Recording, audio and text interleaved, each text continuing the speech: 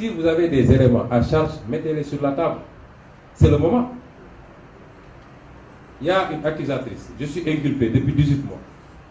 Vous n'avez pas osé me convoquer. Aujourd'hui, vous le faites, on a calmé le pays. Et je suis venu tranquillement vous voir. Ce à quoi je m'attends, c'est que vous me disiez, M. Sonko,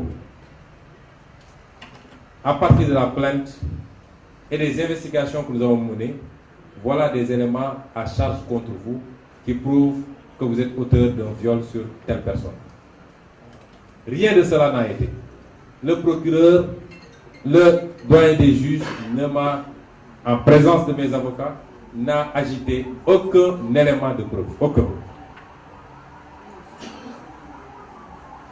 Et donc, je lui ai dit, moi, lors de la première comparution avec son prédécesseur, j'avais inscrit noir sur blanc deux choses.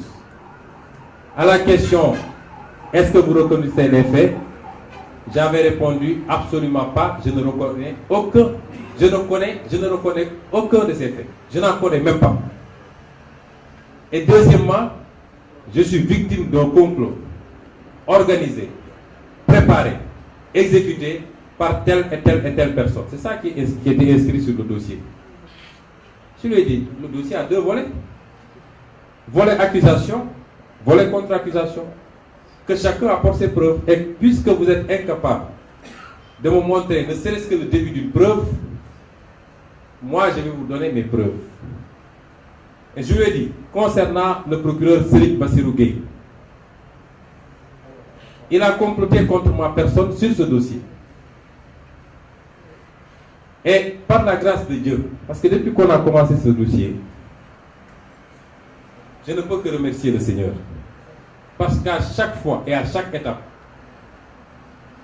il a permis d'accéder à des données et des informations qui ont mis en évidence un certain nombre de choses. Depuis la publication par je ne sais qui du rapport d'enquête compromis par Serigne Bassirou Gueye, la publication du certificat médical établi par le gynécologue, jusqu'à maintenant, à chaque mois, à chaque fois, Dieu nous a permis d'accéder à des informations qui ont permis aux Sénégalais. Parce que ce dossier, c'est un dossier politique. Et ceux qui jugent un dossier politique, c'est les Sénégalais. Ce n'est pas les magistrats. Ils ont beau s'agiter, mais c'est les Sénégalais qui jugent. Et c'est pourquoi les Sénégalais, en juge, étaient sortis au mois de mars dernier pour dire ça ne se fera pas. Et par la grâce de Dieu, nous avons pu accéder à un document qui est essentiel. Essentiel dans ce dossier. De quel document s'agit-il? Il s'agit du procès verbal d'enquête interne de la gendarmerie nationale. Le procès verbal numéro 063 4 bar 4 bar HC bar CAB du 14 avril 2021 intitulé Affaire Capitaine Touré, feuillet 1 à 18. Lorsque les choses se sont passées comme elles s'étaient déroulées l'année dernière, M. Jean-Baptiste, qui était en ce moment le haut commandant de la gendarmerie, un bon soldat digne et loyal, avait ordonné une enquête, et cette enquête avait été menée par le colonel Omar Diouf et le colonel Crépin Arsène Sambou. Ce rapport, on l'a versé dans le dossier. Les conclusions sont sans appel. Et c'est pourquoi je crois que Macky Sall va avoir la surprise de sa vie, parce qu'il ne pensait pas que nous détenions ce document. Il paraît que quand ce document lui avait été remis, la première question qu'il avait posée, c'était « J'espère que c'est la seule copie ». Eh bien, ce n'est pas la seule copie. Parce que nous sommes dans un peuple de personnes dignes et de patriotes. Dans un peuple qui n'aime pas l'injustice. Ce que Macky Sall doit savoir, autant il est renseigné sur nous, autant on est renseigné sur lui. Même quand il prend son petit déjeuner, on sait qu'est-ce qu'il a mangé. Donc il n'a qu'à arrêter ces gesticulations. Qu'est-ce que dit ce rapport? Ce rapport dit que Serigne Bassirou Gueye, procureur de l'époque, a travesti, a manipulé, a détérioré une pièce centrale dans un dossier, c'est-à-dire l'enquête préliminaire conduite par les capitaines Omar Touré et le capitaine Diop. Il a manipulé les conclusions de ce rapport pour y introduire des éléments à charge contre moi et y soustraire des éléments à décharge. Il n'y a rien de plus grave. C'est une forfaiture. C'est pourquoi d'ailleurs, nous avons décidé, dès lundi, s'il plaît à Dieu, de déposer une plainte devant la chambre criminelle de la Cour suprême et devant l'IGAJ contre le sieur Serigne Bassirou Gueye, avec preuve à l'appui. Il a dénaturé ce rapport dans quel sens? Un certain nombre d'éléments à décharge relevant des conclusions des enquêteurs sur la partie intitulée Réflexion sur les faits.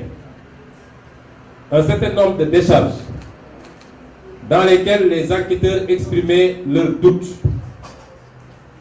Comment quelqu'un qui se dit victime de viol répétitif peut-il demander aux autres personnes qui étaient présentes dans la salle de quitter la salle pour la laisser seule avec son bourreau? Comment cela est-il possible? Comment est-ce que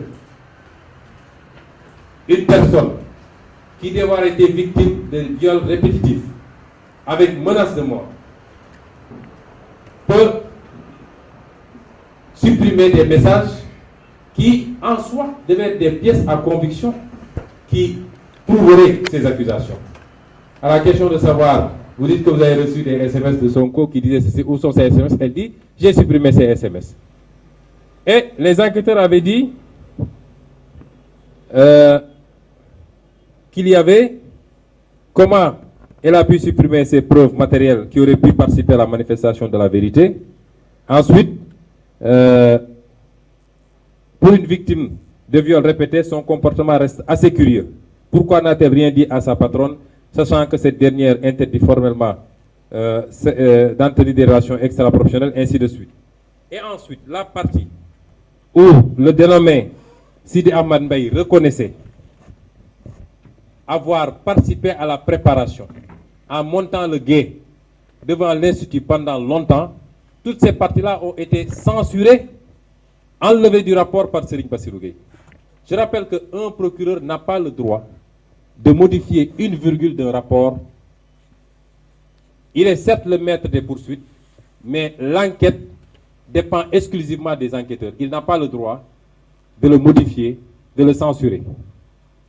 Mais le plus grave, après avoir enlevé des éléments à décharge, le procureur a introduit dans le rapport final des éléments, de faux éléments à charge. Il est allé chercher des images qui peuvent choquer les bonnes mœurs. Des images attentatoires à la pudeur.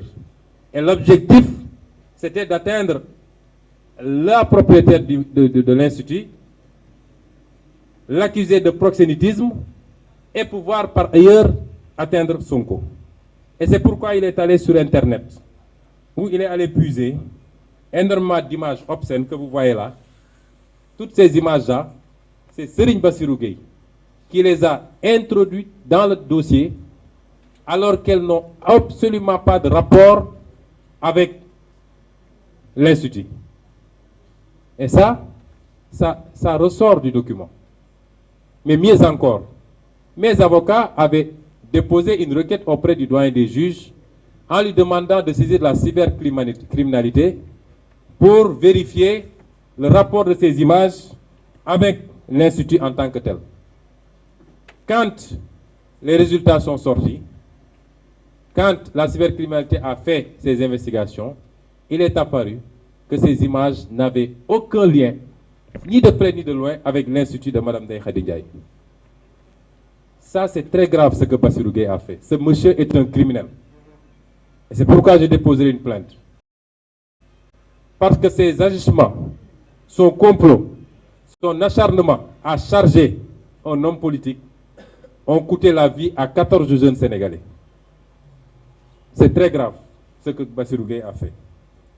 Le deuxième impliqué dans ce complot, c'est le commandant Abdou Mbeng. Parce que tout ce qui s'est fait, c'est à Abdou Mbeng que le procureur Bassirou Gueye donnait des instructions pour lui dire enlève ceci, mais cela en dehors de toute participation des enquêteurs eux-mêmes. C'est cela que le capitaine Touré a dénoncé.